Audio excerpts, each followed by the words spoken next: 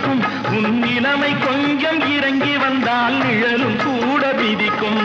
மதியாதார் தலைவாசல் மிதிக்காதே என்று மானமுள்ள மனிதனுக்கு அவ்வை சொன்னது அது அவ்வை சொன்னது அதில் அர்த்தம் உள்ளது பரமசிவன் கழுத்தில் இருந்து பாம்பு கேட்டது கருடா சௌக்கியமா யாரும் இருக்கும் இடத்தில் இருந்து கொண்டார்